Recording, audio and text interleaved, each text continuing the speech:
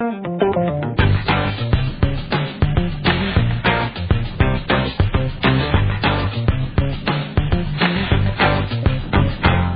this is Coming with DiscountJuicers.com. Today we have another exciting episode for you. What we're going to do today is juice 2.5 pounds of produce. We got some carrots, romaine hearts, and some cucumbers in the all-new Slow Star vertical auger juicer. Now I do have some other videos on YouTube showing how the Slow Star works, but this is yet another one. To me, the Slow Star is a brand new juicer. I literally just got it maybe a month ago, and I've only used it a handful of times. One of the reasons is because I actually broke my arm recently about 2 weeks ago, and I pretty much can't use my left arm, so that's why I'm pretty much only using my right arm. So, you know, if you do break your arm, you can still juice as long as you have some movement in your right arm. I'm only at like 70% usability in my right arm at this point because, you know, it's still messed up pretty bad from the ligaments and whatnot. But, yeah, you could still totally juice, but it took me out for a little bit, so I couldn't be juicing and have some real time with this. You know, as time goes on, I learn the machines more and more to be able to share with you guys my experiences with it. Up till this point, the Slow Star has worked great at everything I've thrown at it.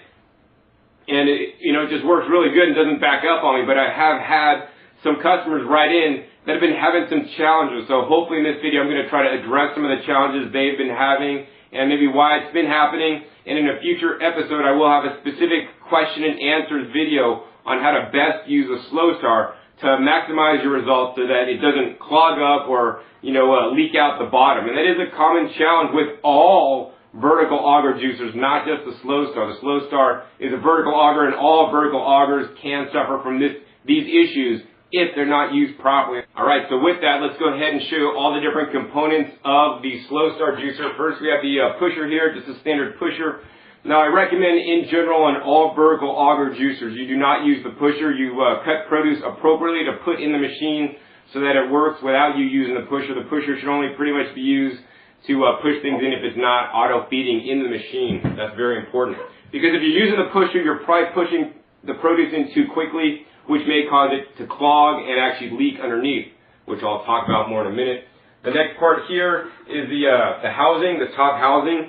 That has the feed chute. So the feed chute in this machine is, you know, is a good size for a juicer, but smaller than the wide feed chute, high-speed centrifugal ejection juicers that are very popular today, sold in many places. I'm not a big super fan of those guys because, number one, they're really loud. I mean, I've had it described to me as an airplane taking off in your kitchen before. So if you're trying to juice in the morning before your family gets up, you're probably going to wake them up with a high-speed juicer. This machine's significantly more quiet. And also, you know, high-speed machines can contribute to hearing damage. I mean, any loud noises, whether you're at a rock concert in front of speakers or even maybe a classical musical concert and they have the speakers cranked up too much, not a good thing. So you want to definitely protect your hearing. And the slow juicers, because they are running at a much lower decibels, it's, you know, not going to jack your hearing up as bad. So in addition, the high-speed juicers, because they run at such high speed, tend to actually introduce a lot of air into the juice, which will actually lower the nutrition in the juice. Whereas these slower machines don't add the volume of air that the high-speed machines do. So these machines, the low-speed machines, make a higher quality juice. And after all, aren't you guys juicing for the nutrients in the produce? And so that's why I like the slow running machines these days. 99% of the time I use the slow running machines in my house to make my juice. It's a rare day that I use the high-speed centrifugal machines anymore at this point, now that I know the true difference. I mean, on certain nutrients, there could be 50% more nutrition in the same juice, even given the same or maybe even a little bit less yield, depending on what you're juicing. And that's really steered me towards the slow-running machines above all else. So next, we got the auger coming right out. It's kind of difficult to grab with just one hand here. And this is called a dual blade auger. So unlike many other vertical single auger machines, this has two blades. There's one blade on this side and one blade over on this side, which is a unique with the single auger vertical design. Most of them have a single blade, which is a pro and con. I like the dual blade because it tends to cut a little bit more, but you still need to pre-cut your produce, maybe just not quite as much. Although for best results, I recommend you dice up all your leafy greens and celery into 1/8 inch pieces, which is actually quite small, for best results. If you don't, then you may succumb to clogging of the outlet ejection ports and or, a juice stain on the motor, top of the motor housing when you're finished. So the pro is that you won't have to cut as much. The con is that it's not quite as auto-feeding as the Vert series is. The next part, of course, is the juicing screen, which has 3 individual distinct stages. It has like a first stage that has 2 different hole sizes, and then a second stage. And basically, upon the initial crush, juice is crushed out the first stage, and then it is pressed and squeezed more and comes out the second stage. One of the things that you guys aren't going to see in this video, but that I've learned after comparing the Slow Star with the Omega Vert series and other competitors, is that this vertical auger tends to grind the produce up more than the other machines. So it grinds the produce up finer, which in general means you're going to get a higher yield. And this can be a pro and also a con, because finer ground up produce may not eject quite as easily, especially if you're not juicing a good juice recipe. For example, if you juice like all kale in this machine, that's not a good idea in my opinion. I mean, you need to mix kale with carrots, like a piece of kale that's chopped up, a piece of carrot, some kale, some carrot, to get it to work optimally. If you want to do straight leafy greens, I do not recommend this machine. I recommend a horizontal single auger style machine instead. So this is the juicing screen. Then next we have the automatic wiping blade. So this is a silicone wiping blade that goes around the screen. And as the juicer is working, this wiping blade that I can't easily do with one hand is basically spinning around to clean off the screen to ensure you get the highest yield, also to make cleanup easier. The final part, and probably the most critical part of this juicer, is the main juicing bowl. And on this bowl, I want to point out a few things. Number one, on the bowl, you want to point out this little flap here on the bottom. This is critical. When you are juicing, this little flap that I just pulled out needs to be pushed all the way in. If the flap is not pushed in, what will happen is that you will get a juice leakage on the top of your motor body. And in addition, what's going to happen is you're going to get a lot of wet pulp out, so your yields won't be as good. Now you want to push this all the way in so the juicer could work like it's supposed to. Now, this little flap is the gatekeeper. It keeps the produce in the machine longer to get a full juice and full extraction. If you're juicing small volumes of juice, and I don't know, juicing like 1 carrot and, 3 leaves, then there's not enough pulp in there to ever push the pulp that's in there out. In addition, if you are using softer produce like grapes and not juicing a lot of them, then at some point the pulp may not be ejected either. Another thing is that, if you are juicing straight leaves, sometimes juicing straight leaves without adding a carrot behind it to help give some texture and to help push the pulp out will also leave pulp inside the machine and not come out. So I recommend with all vertical juicers, whether you have a Slow Star or other brand, you always need to do something like leafy greens and carrots, or some beets that are some hard fibrous material that's going to help push out the softer leaves. Very important. So another reason why you may get juice leakage on the top of the motor is not if you didn't push this in all the way. That's number one. And number two is this seal right here. If this seal is defective, you will get leakage, but that's pretty rare because this looks like it's it's a seal, a silicone seal that has basically 3 distinct rings of protection to keep stuff from going through there. But the point of the matter is, if you back this juicer up enough, the pulp is not flowing properly and the juice is not coming out properly, then the juice is going to go wherever it can by gravity through the path of least resistance. So the thing you can do is if you take a little cooking oil and put it on this little seal here, that'll help coat it so that it won't leak as much out this shaft. In addition, it's very important that you feed things at an appropriate slow rate and you have everything pre-chopped into 1/8-inch pieces when juicing the leafy greens. And don't just keep putting handfuls of stuff in there. Put a handful of greens and then, wait a couple seconds and put carrot, wait a couple seconds, and then continue to juice. That way you'll get the best results with, you should get minimal leakage. I mean, to date, I have not had any leakage on the top of the Slow Star machine personally. So that's how this works. I'm going to make sure that before we put this back together, we got that little flap in there. And, I did do that. So we're going to go now and put this on. Now, the Slow Star is fairly easy to assemble. There's a few white dots on the top of the machine. And on the top of this, which you do need to like line up. And once you do that, you line them up, they're going to basically kind of like lock into place for you. Then we're going to put the auger in. And finally, we're going to put the top on. There's a little red dot in the back here and a little white dot that you're going to want to line up and just lock it into place. Now, if you assemble the slow start correctly, you'll be able to turn it on. It should start up no problem. And if you didn't assemble it correctly, it will not turn on. So you want to take it apart again and re-put it together to make sure it's assembled properly so it will turn on. I guess the next step is we're going to do is we got the produce on the scale here. It's weighed out. It's about 2.5 pounds of produce. The next thing we're going to do is turn this machine on and we're going to juice the produce. Now when juicing in the vertical auger juicer, whether it's the slow start or other ones, you always want to start off with the softest produce item first. So we have carrots, romaine lettuce, and some cucumber. And the cucumbers are the softest thing. So we're just going to take a cucumber and drop it in there.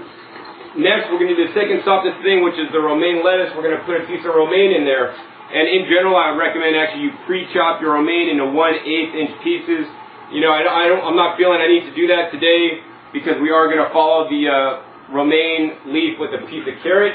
And we're going to use the carrot to push it in there. And we're going to only juice like 3 chops of the carrot. We're letting some carrot come out, but we're keeping a lot of it because we're going to need to use the carrot to help push in other stuff. So now we're going to do another cucumber, and maybe we're going to do 2 pieces of romaine lettuce.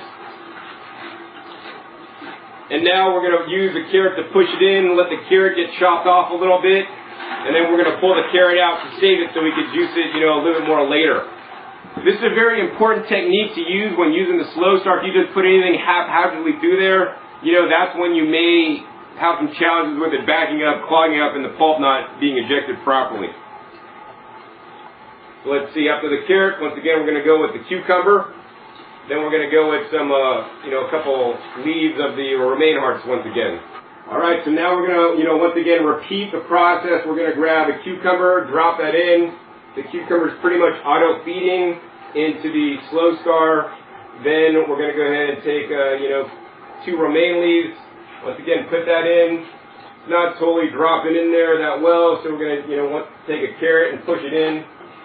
And once again, we're not cramming stuff in there. We're just letting the machine have some time to work. We're going to let the carrot get chopped off a couple times. And as you guys can see, we got a nice waterfall stream of juice coming out. The slow start juicer, and over on this side, we got the pulp coming out. And the pulp coming out right here, it's actually fairly dry. The slow start is probably one of the more efficient vertical auger juicers that have actually tested to date. Alright, so we're continuing to juice in the slow start. It's working pretty good. We got most of our lettuce actually used up here, so now we're just going to go ahead and drop in this whole romaine lettuce heart there. Once again, we want to use a carrot to push it down into the machine. And let it take about 3 bites off the carrot. Then we're going to pull the carrot out, and then we're going to follow with a couple cucumbers. Now, because we are out of the romaine lettuce now, we're just going to go ahead and alternate feeding in cucumbers and a little bit of carrot until we're finished. So we're almost done juicing in the slow start juicer. As you can see, I have 2 cucumbers left and 1 carrot. It's always best to juice the hardest produce item last. So like the carrot, the last thing that should go in the juicer. We're going to go ahead and drop in 1 cucumber at a time, and followed by our carrot. And we're just going to let the carrot try to auto-feed in the slow start, which really is kind of not doing too well. We're going to have to, put a little bit of pressure on it to get it to feed in there. All right, now it looks like it's fully auto-feeding into the slow start juicer and juicing without any worries. Now, once you do put the last produce item into vertical auger juicers, you need to just not put it in, turn the machine off. You need to maybe give it 30 seconds, 45 seconds, continue to run and, make some juice for you. As you can see, the pulp is still flowing out and the juice is still slowly dribbling out. So what I'd recommend is you want to wait until the pulp stops moving out of the machine, and let it keep running until pulp stops flowing until you turn it off, because we are still getting some juice because there is pulp still inside the auger, and the auger is still working on crushing it and squeezing it and ejecting it and getting the juice out. Alright, so now it looks like the pulp has stopped flowing, the juice has stopped dripping. We're going to go ahead and simply turn this off, and then I like to always tip the machine up a little bit and you're going to get a little bit of residual juice dripping out the machine. So that's definitely good. Get all that yield you can. The next thing we're going to do is we're going to go ahead and weigh out the pulp for you guys. We're going to go ahead and stick my finger in there and try to get the majority of that pulp out. And we're going to take our scale here. We're going to turn it on. We're going to go ahead and put this this bowl on here. And then we're going to go ahead and tear this out to 0. Now we're simply going to go ahead and dump the pulp in.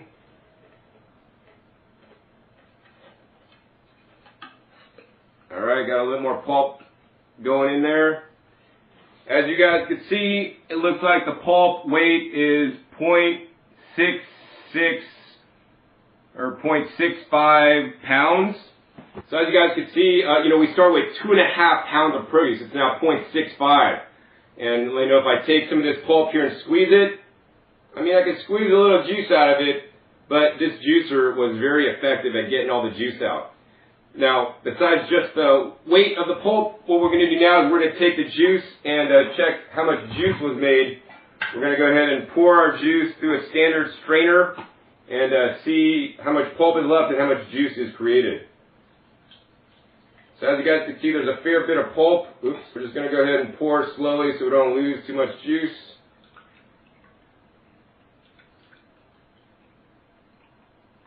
All right.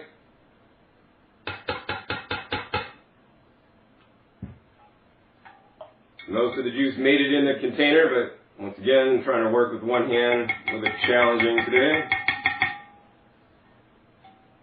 So we got a nice pulp pancake right here that we're going to shake down. So one of the things I want to remind you guys that the vertical auger juicer, such as a slow start juicer, does produce the most pulp of any of the juicers that I've tested. So the horizontal auger style machine, the twin gear, even the centrifugal ejections make less pulp in the juice. So if the pulp bothers you, it's very important to strain it out with a strainer, and they do include a nice strainer or sieve with the slow start juicer, or get a machine that produces juice with less pulp in it so you won't have to strain it. So next, let's take a look at how much juice the juicer made after we strained it. And as you guys can see on the Pyrex measuring cup here, we got about 700 milliliters of juice that has been strained. So that's definitely a really good yield based on 2.5 pounds of produce. The pulp that came out was actually quite dry, and 700 milliliters of yield is actually quite good. Of course, last step is to taste the juice.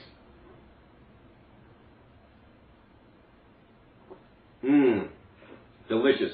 I really taste the carrot overtones. Pretty much it's mostly carrot, like a watered down carrot juice. This is a really delicious, simple, and easy to make recipe that you can now make in the Slow Star. And also be assured that you're going to get the highest amount of yield of any vertical juicer that I've tested. So you guys just saw how well the Slow Star juicer did, and I think it did fairly well. Stay tuned to future episodes where I will compare the Slow Start to other kinds of juicers and do comparison tests so that you guys can see which juicer will reign supreme in the yield test. Once again, yield is only one aspect that you want to take into consideration before buying a juicer. I also do talk about things like warranty, about how easy the juicer is to use and to clean, to assemble, to disassemble, and all the different intricacies and pros and cons. I wish I could say you should always buy this juicer, but I can't, because every juicer has its pros and cons, and my job is to share those pros and cons with you so that you guys can determine which juicer will best meet your needs. At this time, I really like the Slow Star vertical auger juicer. It's going to sit on my counter for a while I get to know it more and see if I really like it over some of the other models on the market at this time. Once again, my name is John Kohler with DiscountJuicers.com. Be sure to visit DiscountJuicers.com/YouTube for special promotional offers for our YouTube visitors. This is John Kohler with DiscountJuicers.com. I have another exciting episode for you today, and actually one like no other. I'm here actually at the 2012 Woodstock Fruit Festival. This is a festival of people enjoying fresh fruits and fresh vegetables. And I was asked to do a juicing demonstration here. And when I did, there's no other juicers that I want to use and equipment that I want to use than the Omega juicers, blenders, and actually food processor. So in this video next, what you're going to